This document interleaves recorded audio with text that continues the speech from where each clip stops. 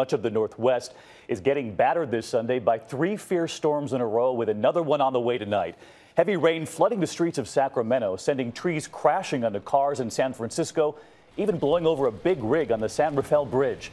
ABC's Cecilia Vega was in the middle of this storm, and she reports now from Napa tonight. Cecilia. David, good evening. This is a storm that slammed the West Coast from Washington down to the San Francisco Bay. And just take a look at this. The beautiful Napa Valley tonight has vineyards underwater. It was a 1, 2, 3 punch.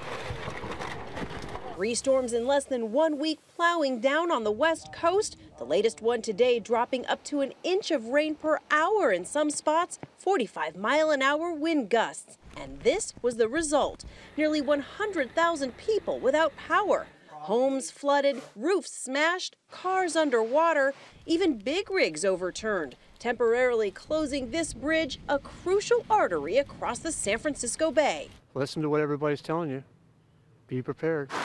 Across Northern California, swollen rivers threatened to flood cities like Napa, where thousands of sandbags were passed out and countless trees came crashing down. We saw this one fall right before our eyes. How close did this come to you?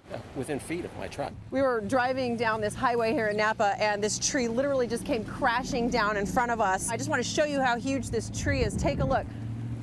A giant tree. I mean, the roots of this thing are 4 feet tall. And now there may be another storm later in the week after so much headache already. Even Santa in one city was forced to take refuge. Well, one bright spot we saw in an otherwise gloomy day here in Napa, when that tree fell down, drivers kept pulling over to help clear it out of the roadway. And David, as for the man who was almost hit by it, he says he's headed out to buy a lotto ticket. All right, lucky indeed. Cecilia Vega reporting in tonight. Cecilia, thank you. And Cecilia called the newsroom when that tree fell right in front of the car today. Glad she's okay too. Ginger Z with us here on the set tonight, and these totals are staggering here. They are, and we expected a 5-day total to reach somewhere from 15 to 20 inches, and it did. Look at this. Petrolia, California, 17.5 inches. Other spots in Northern California, 14. O'Brien, Oregon, just over a foot. Now, it's not quite done as far as the flooding, because even though the rain stops, you can still have the rivers swell, so flood watches and warnings still in place through tomorrow. And then there's that next storm that you alluded to. This doesn't really have the bite that the others did, but still another inch or two, not something they need. Bad timing, the 4th storm. The other major headline on a Sunday night, the record warmth in other parts of the country. Houston and Dallas had record highs today. Again tomorrow, I think Memphis and Atlanta will have a touch on a record high. They're going to be about 1 degree short of it. Still, the warmth sticking around for the start of the week there. All right, meteorologist Ginger Z with us. This morning, the water and the worries are still high across Central and Northern California. For almost a week, high winds and heavy rains have pounded the West Coast. Trees and power lines are down, rivers and creeks pushed past their banks. Everybody behind us has lost almost everything. Everyone's been evacuated, and it's horrible. I've never seen nothing like this in real life, never. It's an overwhelming reality for countless families.